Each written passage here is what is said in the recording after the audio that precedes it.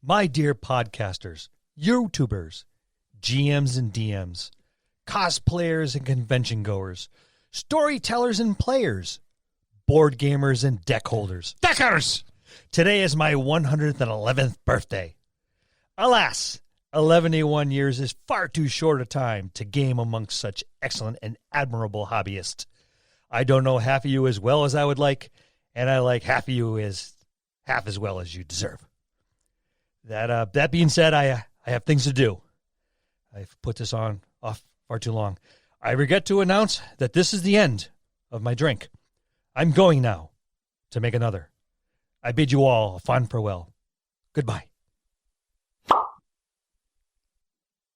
It's Bill's 111st birthday and other old gaming things this week on the Dungeon Masters Dojo.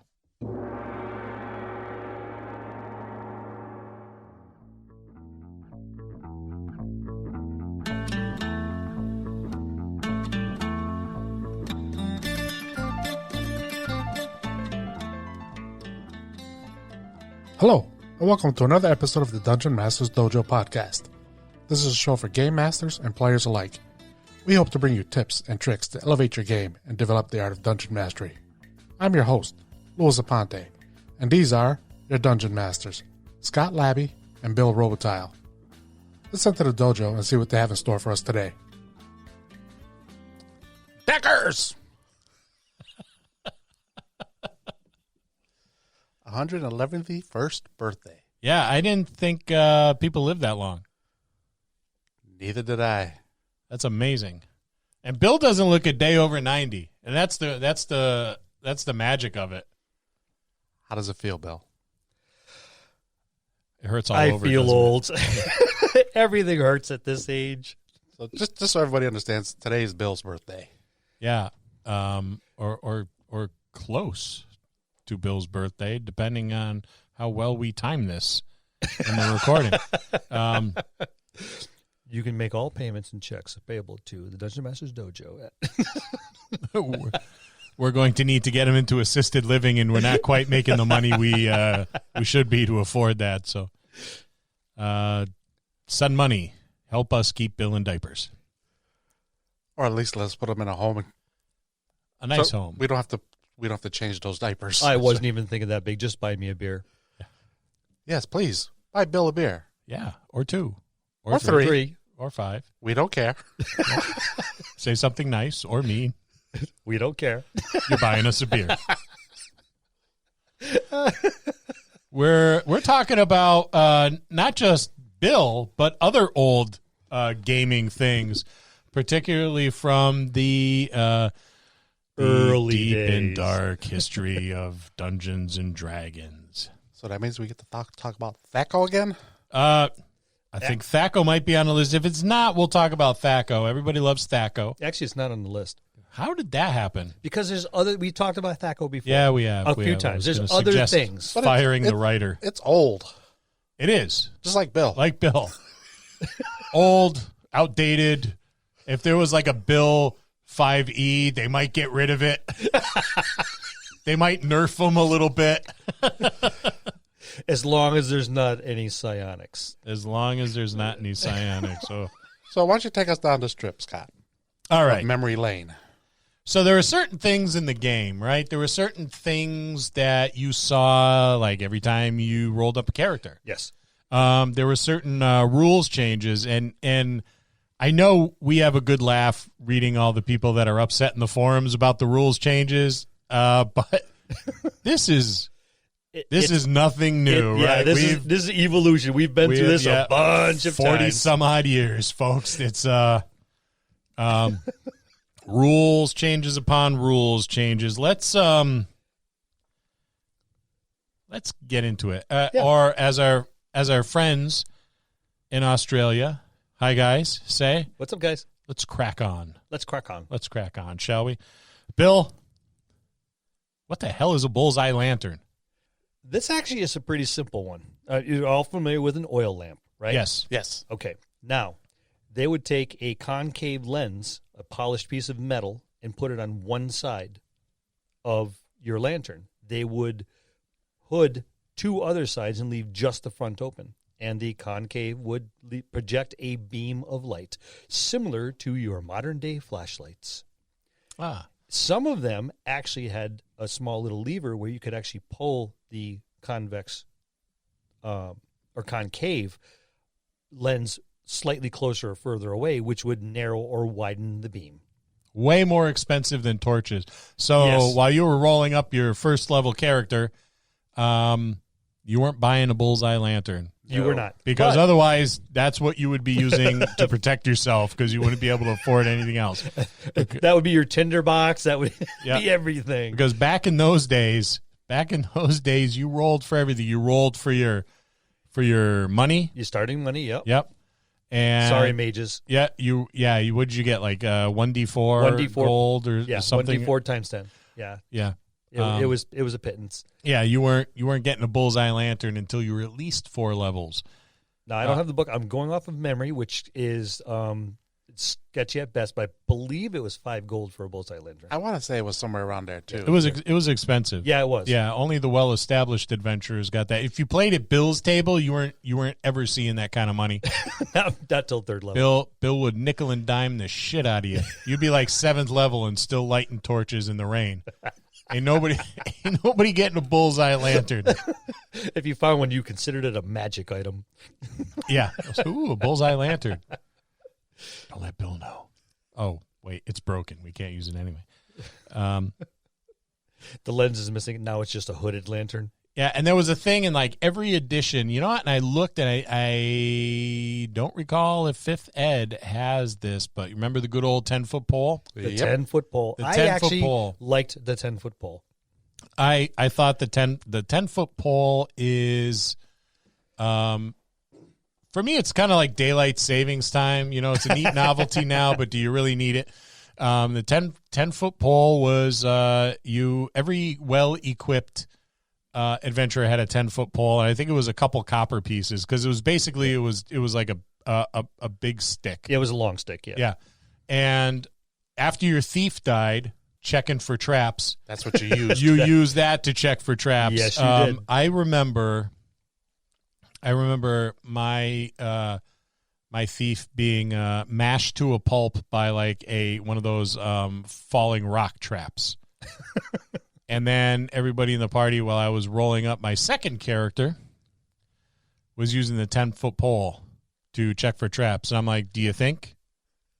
You could have done that Do you think earlier. you could have done that before I was like smashed to a bloodied pulp under the rocks? We just wanted to see what would happen. But yeah, so that was one use for it. Of course, if you were Huck Finning down a river with your stalwart band of adventurers, on a log or a bundle of reeds or whatever. That's what you were poling your way down the river with, just like Tom Sawyer and Huck Finn. And the warrior, or actually the fighter, was usually the one humping you down the river in one of those. Strongest. Yeah. Now, there, as a lifelong camper, because, back when I was growing up, there was no electricity. It was like camping was what everybody did. That's what everyone did, Yeah, right. it wasn't camping, it was living. Along with the bullseye lantern, you couldn't afford a tent either. Right. Because that was 10 gold. But you could get a tarp. And if you took a 10-foot pole and you propped it up somewheres and dug the other end in the ground and just staked up your tarp, you had a tent. So it was often used for that. Along with a couple of them could be lashed together to make a small structure or some kind of support to climb up a wall. So there was, if you put a few together and a little bit of rope work, remember the rope use? Yep. Ladders. You could Yep. you could find your way in and out of a number of places to deal, especially when you're dealing with some kind of elevation, a 30-foot wall. Crap, what are we going to do? All right, let's lash a couple of these side by side and a couple of support pieces we dug out of the woods, and next thing you know, you have an impromptu ladder. So these 10-foot poles were used in a number of different ways, and it was fun to see in the early days how different in different ways, and there's many of 10-foot pole that ended up as a bunch of 2-foot poles. My monks always had a 10-foot pole just because I imagined it would look cool, them spinning that shit around like a bow staff. And I don't know if you guys remember, but do you remember the Acrobat? Yes. From Unearthed Arcana, which was a book before they went cheap and put the PDFs online. This wasn't like playtest material. This was material. It was material, yes. Yeah, it was already playtested in Dragon Magazine because that's when those came out. Right. That was their playtest. Was Dragon Magazine. Yeah. That was awesome. Yep. The what was it? The Acrobat, the Cavalier, the Death Knight. That's where they polished the monk too. Yep. The Anti-Paladin. The Anti-Paladin. Yep. That's what I was thinking of. So in the hands of an acrobat. He had the pole vaulting. I was about to say, right, yeah, exactly. Vaulting. It was like we need to add another use for a 10-foot pole. Let's build a class around it. And there you have it. Yeah, he had actually quite a few abilities with 10-foot pole. Yeah, it was and she made her way into the Dungeons and Dragons cartoons. So yes, I remember everybody wanting to play a Cavalier and an Acrobat. There was also a Jester. Yes, if I remember correctly. Yes, there was a Jester. That was gold, man. Unearthed Arcana was great. It was another one of those ones that at the day kind of the Unearthed Arcana back then was seen the same way as Tasha's is seen now. I loved it. You know why? Because that's where we get the Barbarian. Yes. Right? And the Barbarian was very much so modeled after Conan the Barbarian. Yes, he was. Oh, then, yeah. It was a blatant ripoff. Oh, my God. Yeah. Thieving abilities, swimming, jumping. They were I wouldn't say the total package because they had their downsides. They hated magic or taste of magic. They had a 10% magic resistance. Even to healing. Even if you're trying to heal them, I'll accept it. No, I'm sorry, it doesn't work that way. Yep. Still got that resistance. Yep. Yeah, it was neat.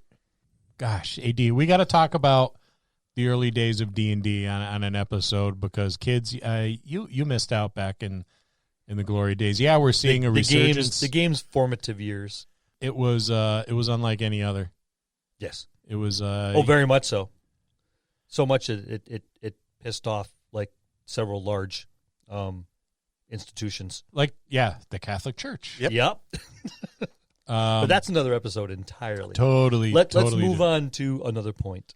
All right. How about this? Now, back in the day, right? Who didn't want to be an elf or a dwarf or a gnome? Maybe not so much a gnome or a halfling, right? But if you were going to be any of those, I think maybe even a half orc.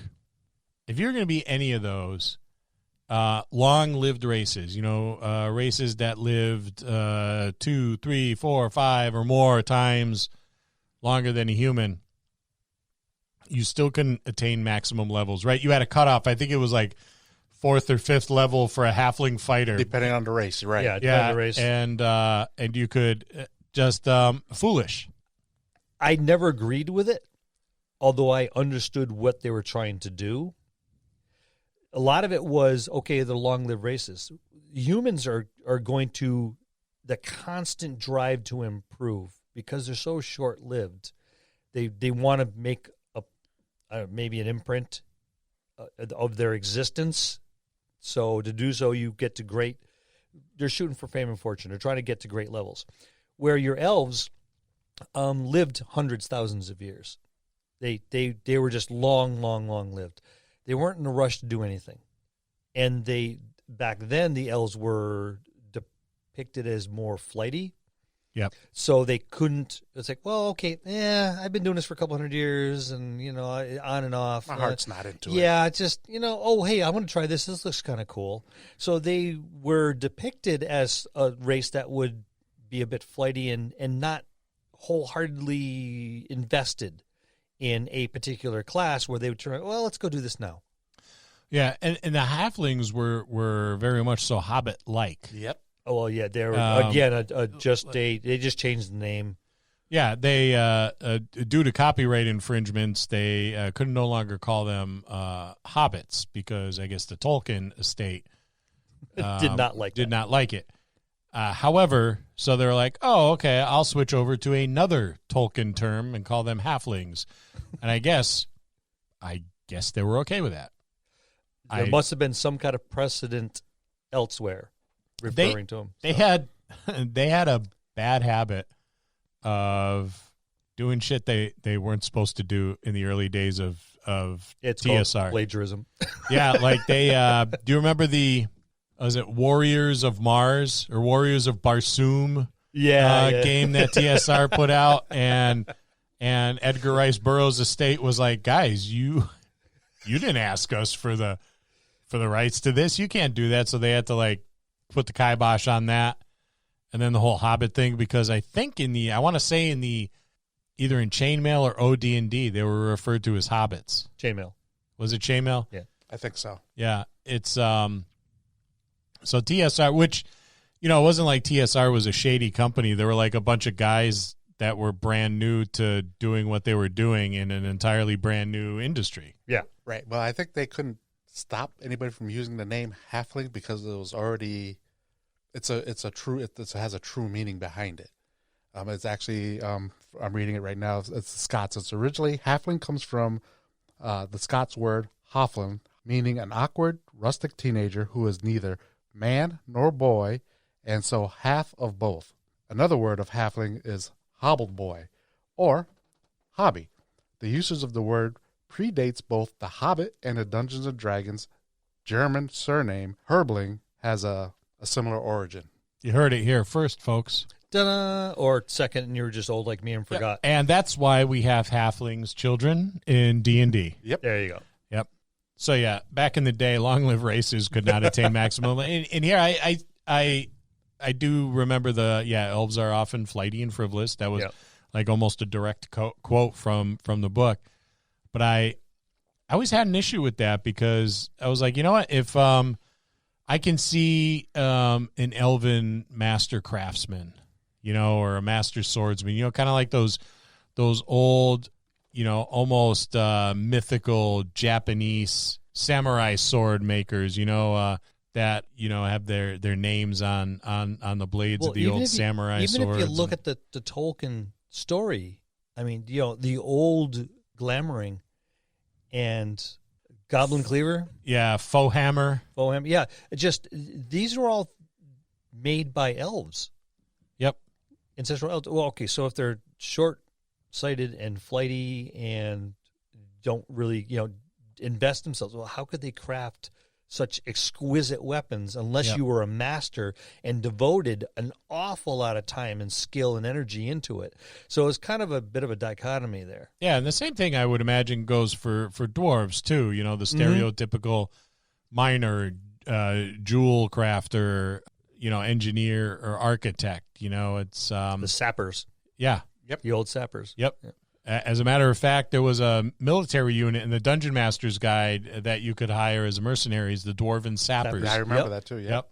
But just like all of these, they evolved over time. So I think we started seeing more of that in like a 2.5, at least from what I remember. Which, is as much as I like 5th edition, and I dare say, even with the reluctance to speak on behalf of my colleagues, I would go as far as to say, I'm sure you guys agree with me, but I think the greatest edition was probably 2.5. And this is not to spark any edition wars or anything like that. Well, it was 2.0 with the powers and options added to it, which became 2.5. Right.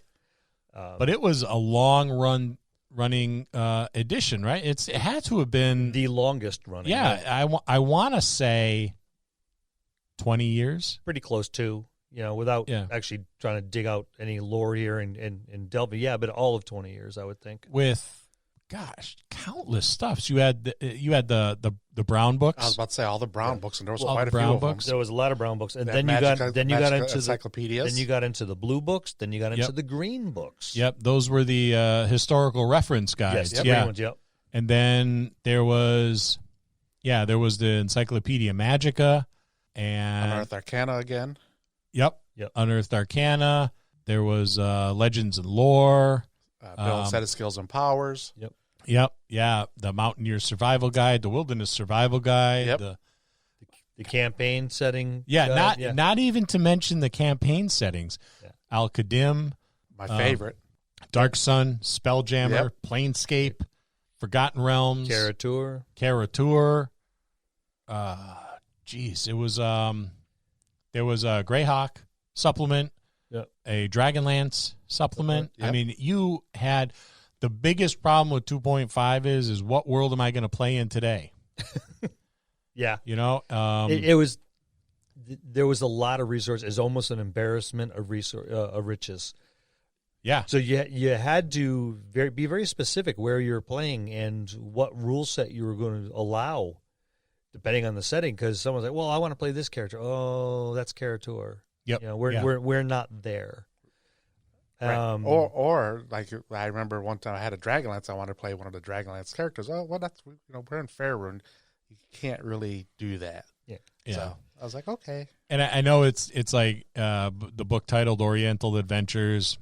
People are a little upset about that. I mean, that was a phenomenal book. It was if you look at the cover in today's mindset, and I'm not casting aspersions on any of the younger generations by any stretch. They're a lot more compassionate than our generation was. I'm not compassionate at all.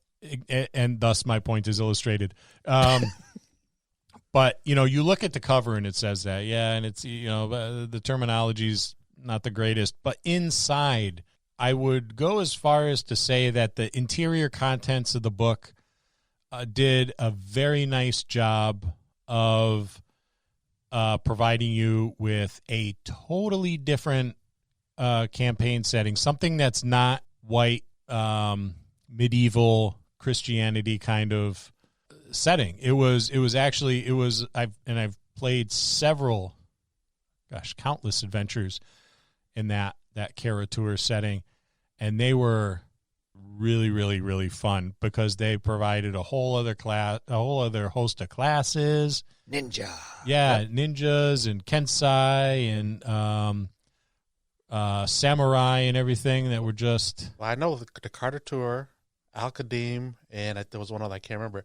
Those were all actually in the Forgotten Realms. So you can actually... Those were easier to cross over because you could come from another land. It just gave you... If people really thought about it, it just gave you more diversity in the game than... It did. Than what people are saying that, oh, well, it really wasn't that diverse. But no, it really was. If you give an exotic flavor. Yeah, if you look past the names on the covers. Yeah, the terminology. Yeah, the terminology. They were trying to do, in my eyes, I think, like Al-Qadim and both the Carter Tour, they just brought a lot of, what's the word I want to say, depth to the game. Yeah, there was that diversity. It's not a monochromatic world, the Forgotten Realms, and it's there's different races of people beyond like the elves and the dwarves, because that's one of the things that Oriental Adventures did was provide different races, like right out of like Eastern mythology. Right. I know there was like the fox people. I can't remember what they were actually called, but there was just a lot of cool features in there. Yep. Yeah, it was. And almost like a fae, like, I don't want to say dryad or something like that race of people. But so, that's my 2.5, my favorite. I was going to say it's one of mine, too. Let's talk alignment You need to actually ask me, really? I'm not. That's why I just looked at you. I didn't know what yours. I mean, we came, or at least I came right from 2.5. I didn't touch no other additions. I went from 2.5, and we said we're trying 5. I was like, okay. Yeah. And 5 is okay. I like it. It is. 2.5 is still home. It is for a lot of us. It's like the first girl you kissed, or the first one you married. However you look at it. It is probably my all-time favorite. Yes, one I played the longest. Yeah. Yes. And it was. We had a good time with that. It was so much material. So much material. It was clunky, but it was riddled, and you know what Thacos are diced down, and saving throws his dice up. Everybody wasn't able to heal. Your fighters weren't able to heal unless you were a paladin. Yeah. So classes were unique. Yes, they were. Yeah, you had the ability to be special. Yes. Like and unique. I need that guy or that gal because they're a healer, and we need that person in the party. But we need the strong arms of a couple capable fighters, And we need to be able to get into places that we normally... It's a locked door, okay? Yep. Aside from busting it open, and, that's not working. We need something else. Oh, maybe a rogue. Yeah, it was a fine game, in its own right. We digress. Yes. Well, actually, we don't, but let's move on to the next point. Yeah, can we talk about alignment restrictions? Let's talk about alignment restrictions. That thing bugs me all the time. What, alignment restrictions? Alignment restrictions, yeah. Like, what was it? Rangers could be of chaotic alignment. Only, I think it was, Druids had to be true neutral. Yep. Right. Paladins had to be lawful good. Yes, they did. Period. Yeah, End of story. That was your only alignment you had. The only choice you had. Yep. You had no god that your powers came from. Nobody was really too sure where they came from, but if you deviated even slightly from your alignment, they were gone. Yep. I think Cavaliers had to be chaotic good. Yes. Yes. I don't think I ever really followed it. I don't know And if my tables. anybody did. I don't think I really pressed that because it just didn't make sense. Now, I would let them scale up or down by like a level. It's like, all right, you had to be neutral. Or Druids had to be neutral. All right, well, you could be neutral good. Yeah. Yep. Why not? As long as that neutrality was still there. You could be neutral evil. Mm-hmm. Why not? You're still neutral, but there had to be tendencies. Yeah. You're not polarized in one specific spot, and it never made sense. So I don't really think I ever enforced the true alignments. I think the only time I ever saw alignments really enforced back then is with the Paladin. Yeah. Because they had to. That was just the way it was. Was it right? It's hard. Well, with the new Paladins now, no. I'm going to say no, it wasn't right. But with the mechanics we had back then, right, that's what you had to go by. And you had to homebrew it, Yeah. Which apparently I guess I did from the get-go. Yeah, that was a lot of home brewing. No matter where you went, there were table rules. Right. And everybody's table rules were a little different. The key was to find people who were mostly like-minded. Right. Yes. And not everybody was going to be totally on point, totally the same as you, but somewhat like-minded. And then because I remember Bill had certain table rules, I had certain table rules, Chet had certain table rules. I don't know what they were. They were kind of on the off the cuff, but everybody had certain table rules, and as our group started kind of congealing, coming together, a lot of those table rules merged, and became, a whole nother set of table rules. But that's how you did it back in those days. You didn't have a rule for everything. You had the rules. And the rules were, you had 198 pages in the Dungeon Master's Guide, I think. Or maybe it was the Player's Handbook, one of those two. But that's what you had. That's what you had to work with. If there was no rule for it, no big deal. The DM made a call on the fly. And sometimes the call was different from session to session because the circumstances were different. It was just the way it was. And we didn't need a bunch of rules. There wasn't a lot of rules. There was a lot of necessary. player agency. There was a lot of DM agency, and the DM was basically the one that made the last decision. You can make your argument. At least that's how I ran things on my table. You make your argument. I'll hear your side, but I'll take it into consideration. But ultimately, and one point that the players had to keep in mind is there's a lot of factors that you are not aware of that I, as a game master, are aware of. That piece of paper in front of you is you. The rest of the freaking universe is me. So there's a lot of stuff you just don't know about. And I'm going to make this call, and you may not like it, but you might understand why a little later when things start to unfold. And most of my players kind of went, okay, I get it. He's not just being a dick. There's a reason. And the reason will, reveal itself when it's time. And it almost always does. And that's what you said a few times. You'll see why in a little while. Yep. It's bound to come up, and it usually did. Mm-hmm. And we're like, if not that session, maybe the next one. Yep. Depends on what kind of long game I was playing. But so I don't think alignment restrictions for me was a biggie because I didn't really pay a lot of attention to them. I mean, even my paladins, I think I allowed them to go lawful good. and Chaotic. no, it never went chaotic. Neutral good. Okay. So it's kind of like especially as you become seasoned. Even back then, it's like, okay, you're not gonna. Yeah, the young guy, rah rah, sis boom ba, all for the church. I'm gonna toe the line. But as you get older and you experience things and realize the world is not black and white. Yeah. There is a buttload of gray. And it was easy to not grow as a character if you were a paladin that was always lawful good, because lawful good meant, of course, you're trying to do what was right and what was just and what was, good, and you were looking out for the well-being of other people. But lawful is pretty much you're blindly following authority. But what if the authority is corrupt? Mm-hmm. Then does that really make you lawful good? And especially if you recognize it or it's been pointed out to you. Yeah. And you're propagating an evil. Yeah, you're turning a blind eye. So I would allow chaotic good paladins. Yep. After a few levels, if you were like, especially if I posed something in a story arc that made them question there. Yeah, what do I do? Am I a just and righteous hero? And if so, how can I let this thing happen? So I will risk losing my abilities as a paladin to do the right thing, and I would never pull them from them. Right. Because of that, because it's like, all right, well, you're living up to your ideals right now. And again, too, another one is, are you right and just for the sponsor, your sponsor, whether it's the church, whether it's the government, whether it's your deity, or are you right and just for the people? And that's two entirely different points of view. And big difference. Big difference. And they said, I'm for the people. Okay. Neutral good's cool with me.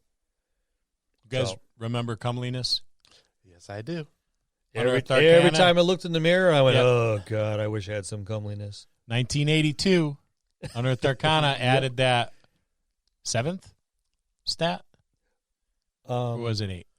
Strength, intelligence, wisdom, dexterity, constitution, charisma, 7. If I recall, well, comeliness came out briefly for a while, but then when the 2.5 came out, or the skills and powers, they took each one of the original 6 and broke it down. So your charisma was broken down to comeliness and appearance. Yes, I remember that too. There was two following subcategories. They all had subcategories. So your comeliness fell under that, and your appearance is the outward look of how people think, oh, he's attractive, she's attractive. That's a handsome person.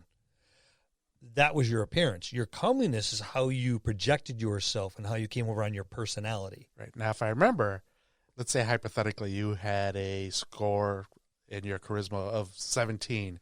Yep. You had to adjust your points to match the 17 between the two subcategories. You can go up or down to up to 2. Yes, I remember. Yep. No. So you could be really, really attractive and a jerk. Yes. And have you could have a great appearance, but a low comeliness, or vice versa. And you could be just plain looking, but you're one of those that's a good person. It's a good personality. Everyone wanted to be around. Everyone wanted to talk to him because everyone got along with him. Everyone knew his name. It's Norm. Yeah, it was. You walk in a bar, Norm. Unnecessarily complicated, but beautiful at the same time. Yes. Yeah. I distinctly remember looking at like a comeliness of, I think it was like 3 or something like that. And it said something like, so hideous people run away in fear. Yeah, you had horror powers. Yeah, it was, you were so ugly that the peasants were coming out with torches and farming implements, and they were going to drag you out of the castle. Yeah. Good stuff. Good stuff. It's a shame they got it. Absolutely useless ability. But it's a shame they got rid of it. And I think the reason why people wanted it so much is like, well, for the longest time, people thought their charisma score was directly related to how attractive their character was physically, and it's not. No. And they're like, I want my character to be hot. And it's like, okay, make your character hot. Make them handsome, make them beautiful, make them whatever. I don't care, but right. Comeliness served that purpose. I remember everybody I played with at a table, with the exception of a handful, I'm like, you have a 19 comeliness? Really? You rolled a 19. Yeah. Whatever, dude. Because we had to roll our stuff back then. Yes. We didn't. We didn't get the point spreads now. Nope. 4d6. Drop the lowest. That's right. Or if you had a mean DM, it's like you're rolling 3d6. It's like, all right, I have the highest score is a 7. Suck it up, bitch. Yep, I'm what is my class? Stable boy. Yeah, that is what I am. I am now an NPC. But Back to the drawing when they board. said an average person was between 8 and 12, 10 being the medium, it made more sense. Yeah. It made more sense when you rolled 3d6 and that was it. And if you Iron Manned them and did them in order, well, I usually let them shuffle them around, but you had more realistic stats to, what the normal demographic would be. You don't have these uber beautiful people or these super strong dudes. Yeah. And if you were lucky enough to roll that 16, 17, 18, you had an extraordinary character. All the characters now are like characters from any CW show. Right? They all have like 8 packs and they're high cheekbones, beautiful, even the men, pretty. Super athletic. Yeah. There's like 3% body fat. Back then, adventurers looked like we do now. Dad bods. Yep. Yep. A little soft in the middle so you could take a good swipe from a sword. Yeah. They're not cutting into anything vital. Just a little dad bod belly fat oozing out of that cut.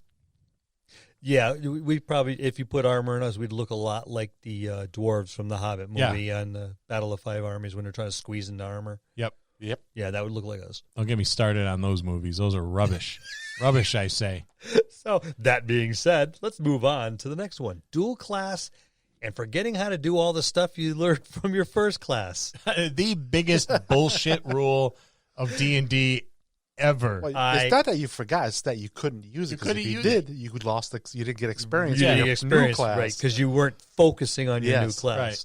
And it wasn't until you got, I think, within one. I think you had to be even. Equal Equal level. or over. That's right. Yeah. Too. Yeah, equal or over. That you could then start using all your other ones. God forbid if you were a 5th level fighter and you wanted to do 5th level rogue. Yeah, anyone in dual class, you learned real quick. You do it within the first 3 levels. Yep. And then you could leapfrog, and then one could, and not only that, you had to. No, I'm thinking multi-class. you're thinking multi-class. Yeah. There were I know what you're 2 about to different say. systems, right? Yeah, There was multi-class for all what they used to call demi-humans yeah. back then, which were any race that wasn't human. They were almost human, like parahumans. And you could multi-class to make up for the fact that you got screwed with level caps. Yeah.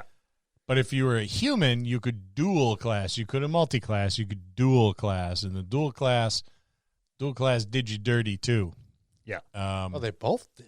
They both kind of did you dirty a little bit. Because I know we're not a multi-class, but if you were multi-classing, you had to pick wherever your experience where you wanted it to go. Yeah. So you were always losing something in another class. Right. You were losing somewhere.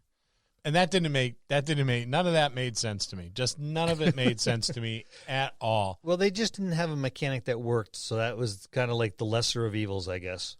Yeah, and it was a game that was just I think it was a bunch of articles probably written for their wargaming newsletter. Yeah. When they were building up the whole fantasy RPG aspect of the wargaming, they're like, we'll put it all together, slap some artwork on it and a hardcover and call it advanced. And they did. And I bought it. All of it. Yep. We all did. All of it. Every book that came out, I was like, Grandma, this is what I want for My birthday at Christmas. or Christmas or whatever, just because, that the reason I had paper route was to sport my D&D habit. And you still need that paper route. I still need it, yeah. And for those of you that don't know, a paper route was a job that they used to give to children too young to work legally, where you'd ride your bike and deliver newspapers to people's houses and then collect on Friday. And they'd blow you off and hide behind their sofa, and you could see like Wheel of Fortune playing while you were looking through the picture window, and you knew they were there, screwing your 10-year-old self out of like $1.25. I was about to say it was $1.25 for a week. $1.25. And it was. Yeah, you'd be all over the place till the wee hours of the night and going to every creep's house on your paper route. By yourself. I had to get up at about 5 o'clock in the morning, especially on the weekends, start delivering my papers. And if it was a weekday, it was actually earlier because I had to get it done before school. Yeah, it was like illegal. I feel sorry for you, but I don't. Yeah, builds character. There you go. That's why I'm 50 and on a podcast. One of my favorites, right, is clerics had these rules on weapons. So clerics, they can't stab you or slash you with any sort of bladed weapon. Oh, heavens because no. that's savage and terrible. But they could beat the shit out of you with a blunt object like a mace Or a Morning Star. or a morning star or a club. They could beat you to a pulp. Yeah, a flail. That was fine. You put giant spikes on your mace or your flail and puncture the living crap out of you, but I can't cut you. I can't cut you because that's barbaric. Yes. And weren't they restricted to armor too? Oh, yeah. I think depending on who you worshipped. Yeah. Depending on what type of armor you could wear. Because I remember my cleric, I forget who I worshiped, but I could only wear cloth armor. Yeah, that sucks. Yeah, it did. Yeah, that's why everyone wanted to be a cleric of Tyr. Yep. Yeah, he had the most followers. Because I don't know.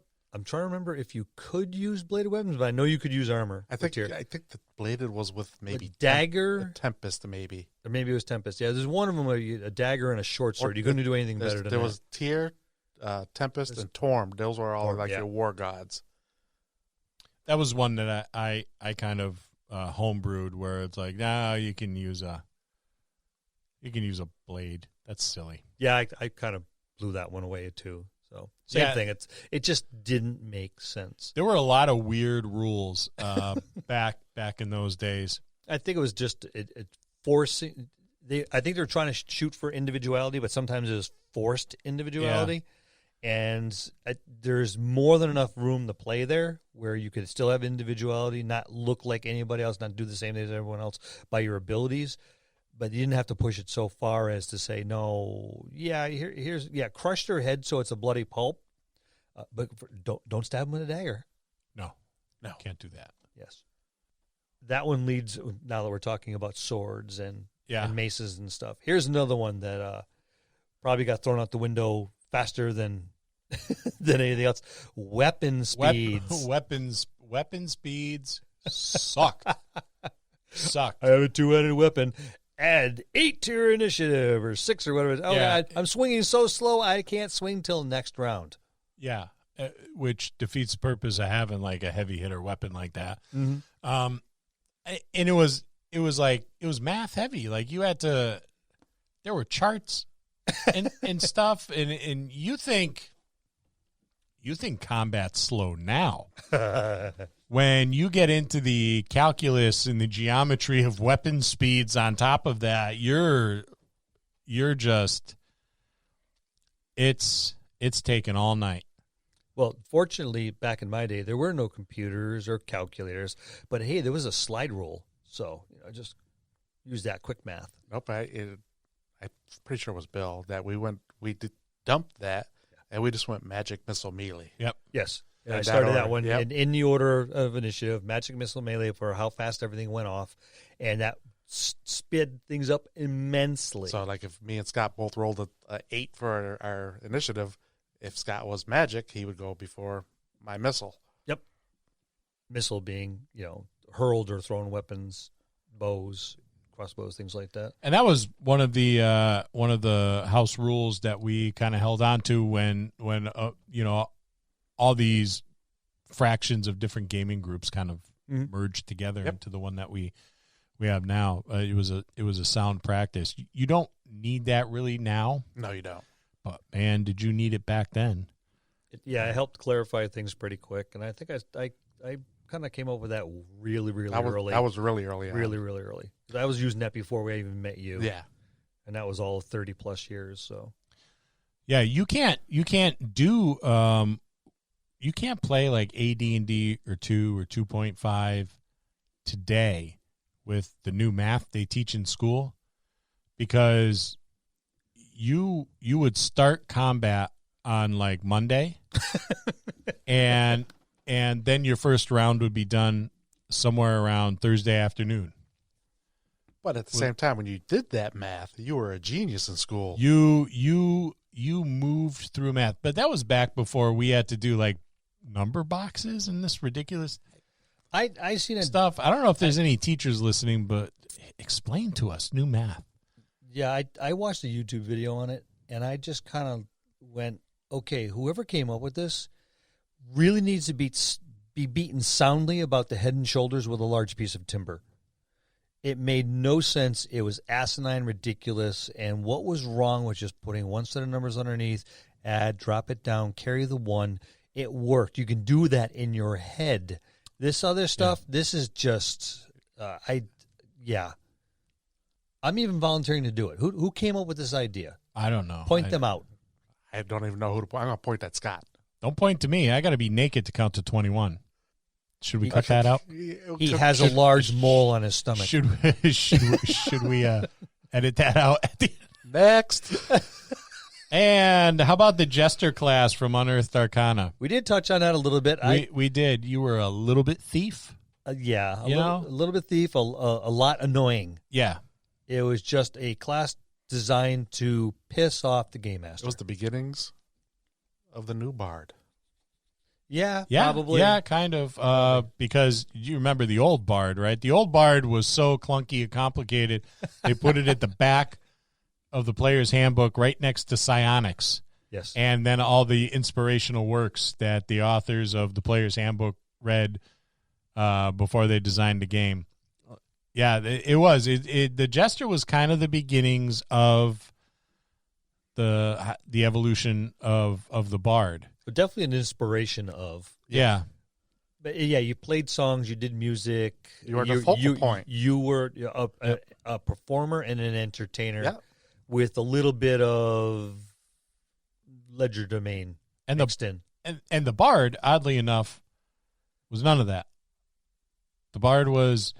I think the bard was probably, I would say, one of the top 2 worst classes to play back then. It was awful because it took you forever to be a bard, because you had to be like a fighter first. You had to be a fighter first, then a cleric, then a thief, and you had to reach at least 5th level in the first class. You had to match or exceed the level of the class previous to it, and when you got all of those together, then you became a first level bard. Yeah, and I'm thinking William Shakespeare did all this shit before he wrote like Romeo and Juliet. Oh, he was like a ninja. Yeah, so I never understood that. It was clunky. I tried to play a bard once, and I was like, screw it. I don't think I've ever played a bard. It was just I didn't. No. If you were going to actually play out as a player character and build to a bard, it took you a long time. Yeah, it did.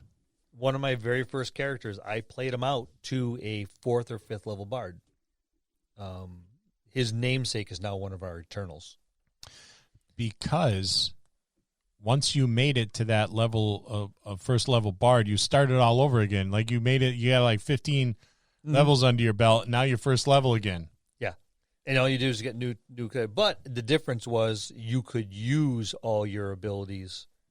Your previous skills and everything, and as well as the new magic abilities you got as a bard. And so it was a very, very powerful character if you invested the time to build it, or if you just played it out that way. That's all well and fine, but it took a while. And the game was a very mortal game back then. Like it was a lot easier to die. Oh, it was very easy to die. You know, there were no death saves. Nope. You can go to -10 hit points. No healing word. Right.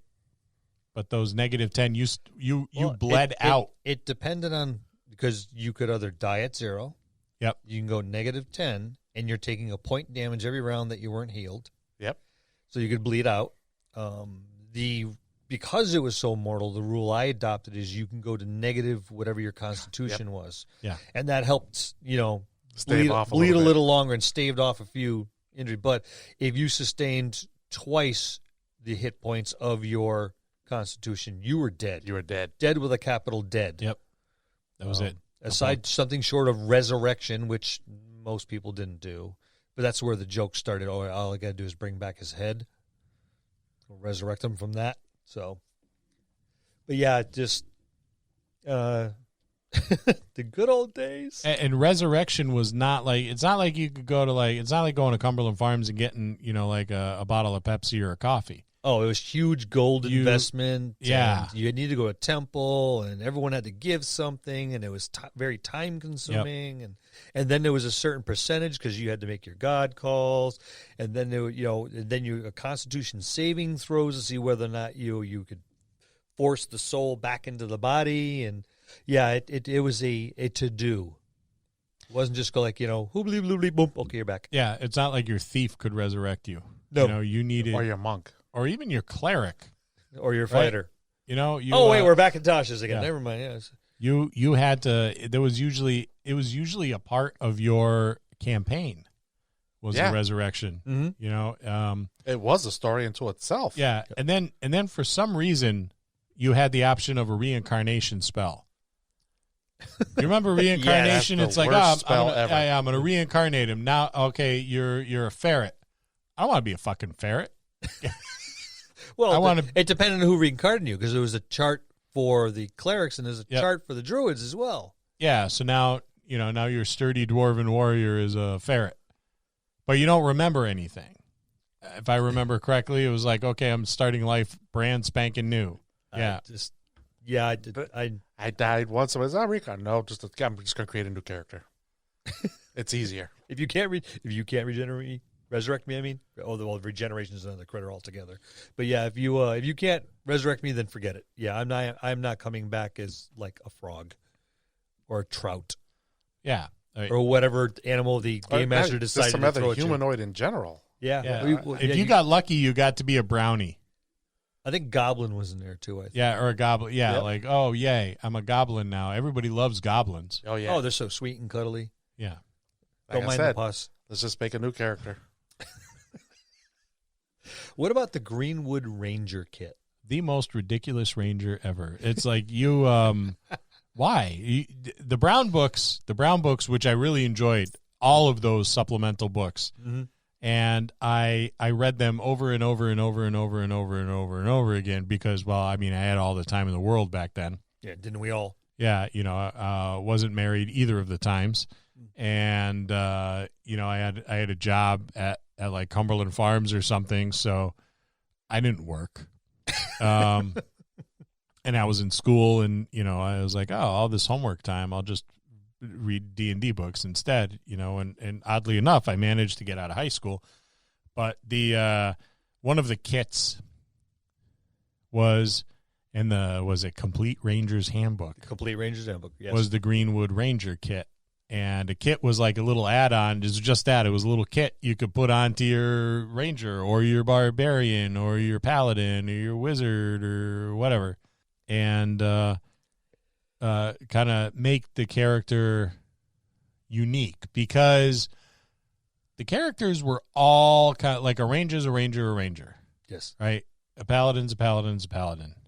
Very polarized. Yeah. Well, there was no subclasses. Right. And these kits were almost like subclasses, right? They added a couple extra talents and stuff, and it was pretty neat. It added a little bit of flavor. But this Greenwood Ranger was a creep show that was like a Stephen King anthology.